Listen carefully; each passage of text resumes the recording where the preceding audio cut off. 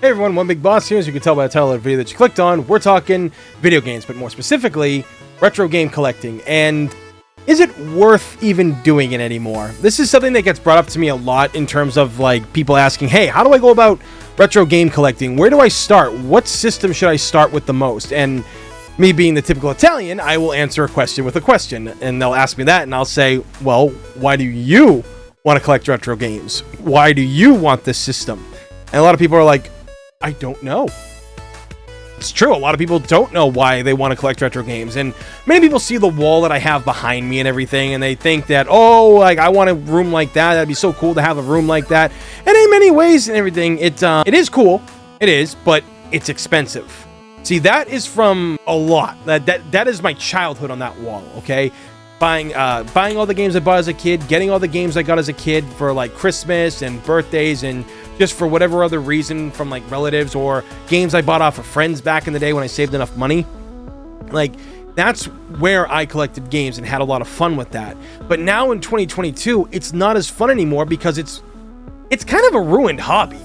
I'm not lying about this. A lot of my friends and I have conversations about how we feel about this and how things have gone when it comes to the whole community as a whole in collecting and what it is now. And it's tough. It's really tough to talk about this because this is something I've been passionate about my whole life, collecting video games. And I think one of the things that finally sent me over the fall was this photo here. This is a tweet that I had retweeted the other day, and I lost my mind when I saw it, and I'm still losing my mind seeing it again. It's right here on my screen. So this is a game, Wild Guns, which if you have not played Wild Guns, please go and do so. You don't have to play the Super Nintendo one, but PS4 and Switch version, Wild Guns Reloaded, which is the same game, just like newer stuff and a little bit updated. It's good, trust me. But I look at this, right? $674.95 with a $5 shipping and handling, and it was a normally $750 almost, but they knocked off $75. For a fucking box, ladies and gentlemen, a box. This is the problem right here. People think that because they have something, it's worth something, but that's not the truth. That's not how this works.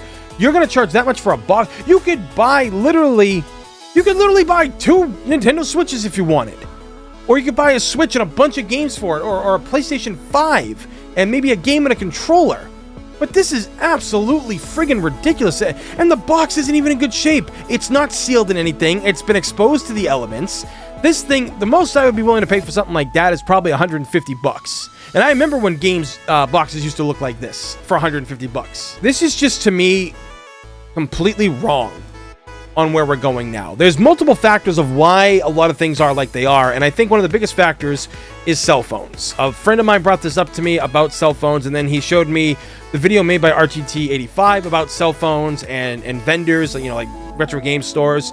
And it was like a lot of how I've been feeling about these places. And anybody can have a phone and just look something up now, right? I used to go to flea markets and just see the games as they were, bring $100 to the flea market, and I'd walk away with like 10, 15 games, sometimes even 20 games. You find that, you know, that basket full of Game Boy games, original Game Boy games, and you just start plucking them out, and they're like $1 even, you know, maybe you buy like, you know, you get, you know, 10 for $5 sometimes if you're lucky.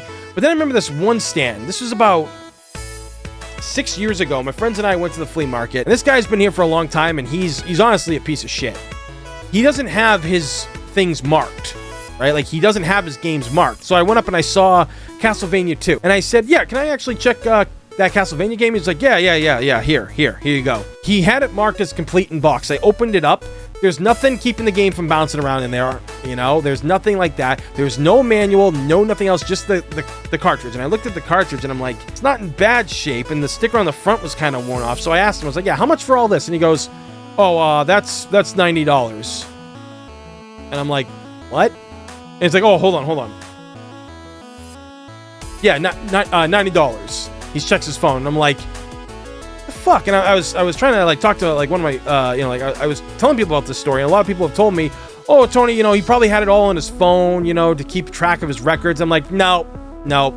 My dad's a retired police officer. He taught me how to read people. He taught me how to like investigate. He taught me how to see things other people don't see. And this guy, something about him, I just didn't believe anything that he said. So a buddy of mine, I texted him, and I'm like, dude, come by this stand and everything like that, okay? And I want you to ask how much this game is. So I texted him that. And he did. He showed up, and I walked over. The guy couldn't see me because he had like a display stand with all games in it, and you couldn't see through it. It wasn't see-through. It was like a wooden one. Anyway, my buddy asked for that game, and the guy literally goes, "Oh yeah, for that one, that's takes out his phone. Oh, that's $150." The guy was literally trying to get the best price he could because I passed up on it before. I'm telling you right now, this is a thing that's happened to me in a lot of game stores. I go in there and I see people, and I ask them, hey, how much that is, and I do the same thing I did at the flea market. Now, one of my friends I'll send in afterwards, after me, and then they'll see it and ask, and the price changes. If you don't see a sticker on it at a store, forget about it. That's why I love going to Bowser's Basement. If none of you have been there, if you live in Massachusetts or you're in the New England area and you come to a town called Taunton, there's a place called Bowser's Basement. And in there, this guy, John, he's got so much in that place that makes it such a fun place to go to.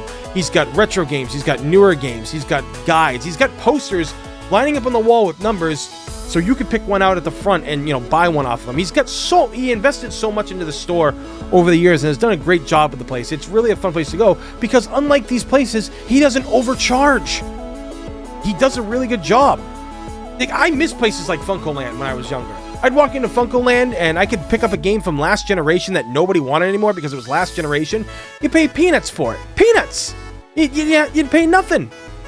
And now, I remember I went to some store a couple of years ago with my sister, and I walked in, and the PS2 section, again, this was like 6-7 years ago. PS2 wasn't, up there in price for anything.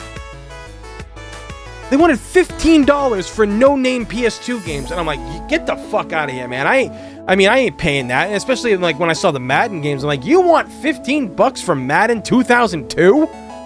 Or was it 2004, 2005? I think it was like 2005, I think it was. Either way, you get what I'm trying to say. That really burned me up, man, and from this whole, all this stuff with the Wild Guns Reloaded, the box, everything, it just makes me go, I hate this now.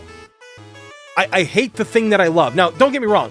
I'm still going to collect retro games, okay? I'm still going to be out there collecting them, but I'm not dumping mass amounts. I'm going to buy games that I truly love and want to buy, which is kind of what I did anyway. But there was a point where I was collecting PS1 games because PS1 is that era of games where even if the game wasn't the best, you still had fun for it because the PS1 was such this brand new experience to gamers out there. It was this experience where you go from things looking like they did on the Sega Genesis and the Super Nintendo.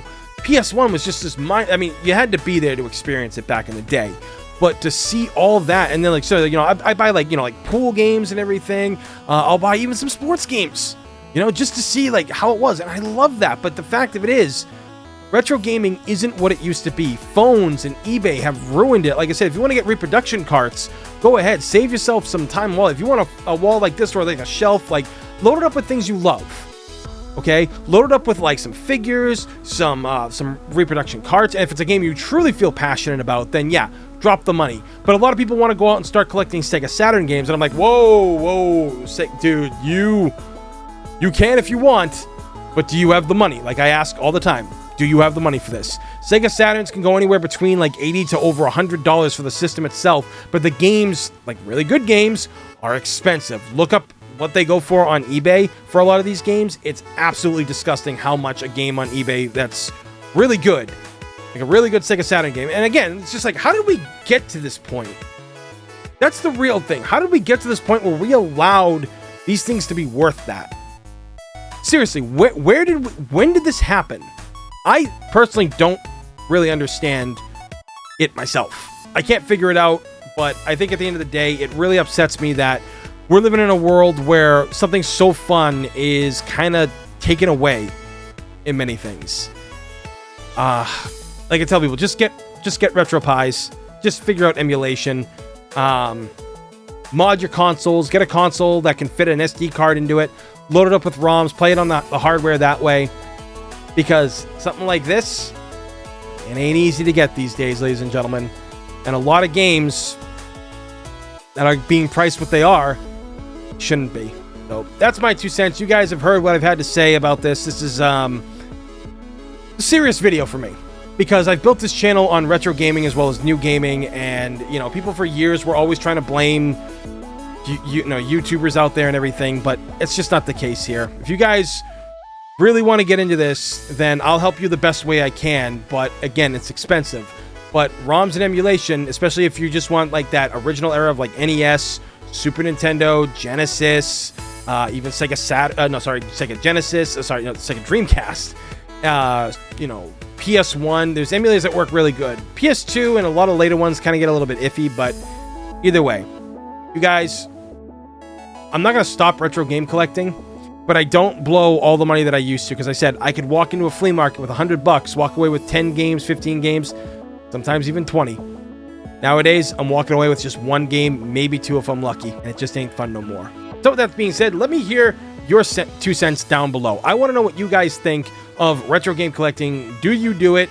Is this something that you really are passionate about still, or is it kind of fallen off? And are you kind of upset about like all the people that are coming in now about it? I'm not trying to gatekeep or anything, because a lot of people do gatekeep, but it just, I see a lot of people that come in and just like grab the games and then like resell them, and it's something that always kind of bothered me. Like it just, I'm not saying it's wrong, it just bothered me. So let me know what you think down below in the comments. So please thumbs up and subscribe, because it's free, and this day and age, free's a damn good thing. As always, everybody, thank you for watching. I'm One Big Boss, and I will see you all next time.